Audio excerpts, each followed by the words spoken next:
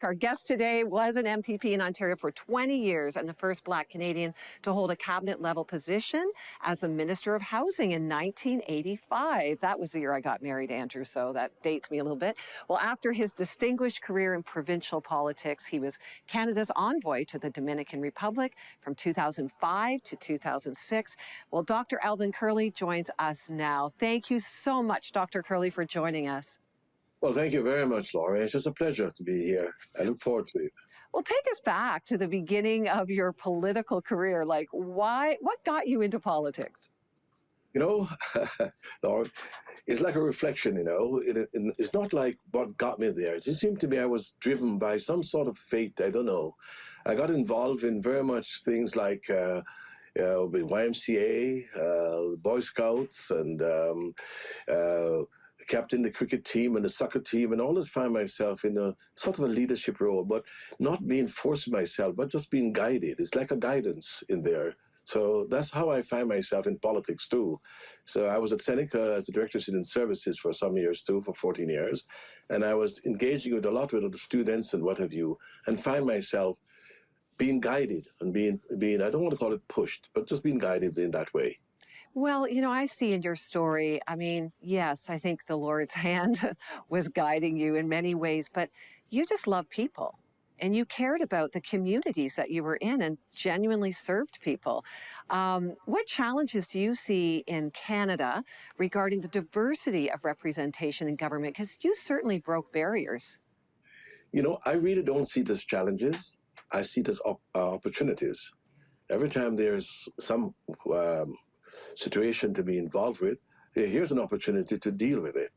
And it was dealt with by, and most of the time, when I'm dealing, or I call it dealing with, or being faced with these opportunities, the answer lies within the people themselves. They themselves are the one that gives me the answers. All they want to do is someone to listen to, and I enjoy that very, very much. So it was quite an opportunity for me in that respect.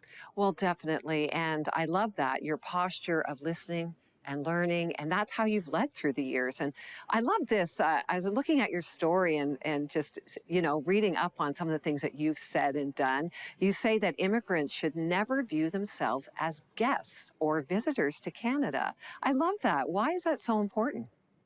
You know, to me, a guest and a visitor is like a temporary situation.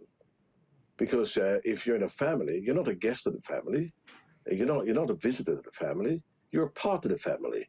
And if you conduct yourself as being a part of Canada, then you are Canada.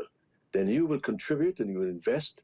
You will help the situation to make sure the family gets along. And I think that that's what it is. We must never walk our way here as we are guests here or visitors here. We are Canadians. And then we will contribute according to Canadians and apply ourselves in those kind of a manner.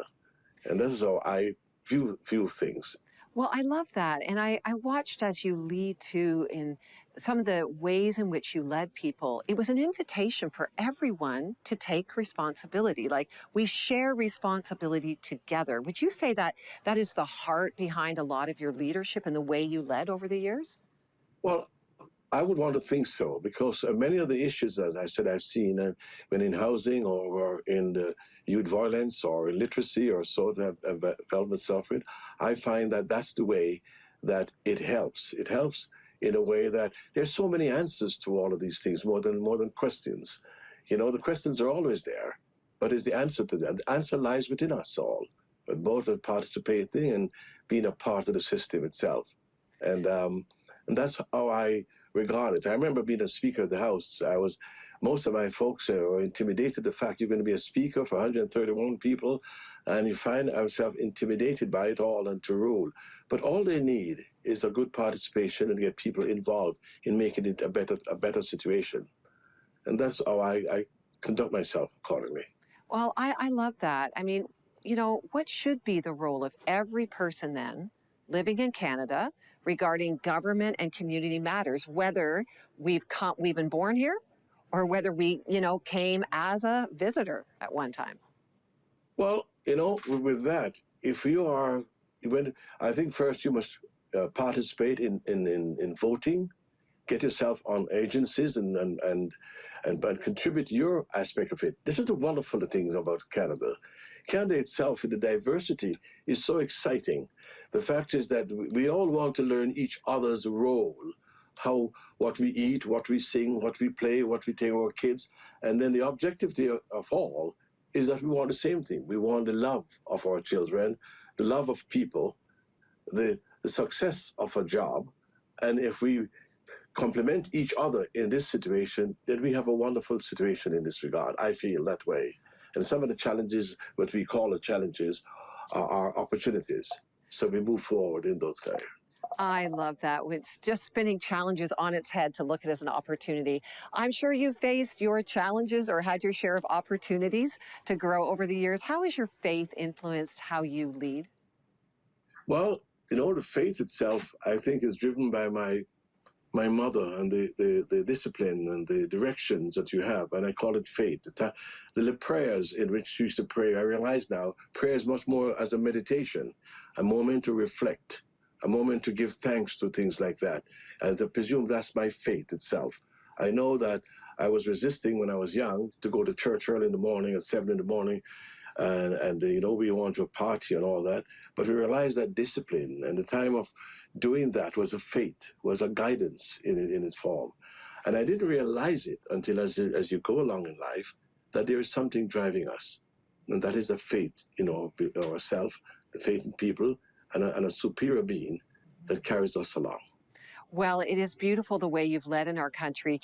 We have just a minute left here. What would you like to say to Canadians in this time where there seems to be even greater divisiveness in our country? Well, I don't think it's so much as a division. I think if we are divided or so, I think is an anxiety to be with and a better understanding. Is a lack of, I would say, sharing. If we continue to share, those barriers will break down itself, because when we share, we get a better understanding of who we are. And so therefore, what a wonderful place to do it in Canada. Some places you can't.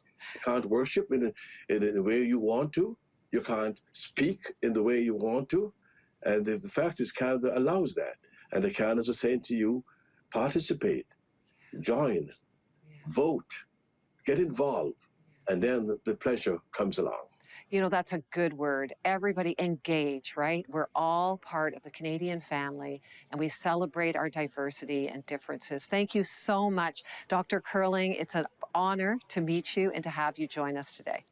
What a pleasure. Thank you very much, too. Well, for more about Dr. Curling, go to 700club.ca.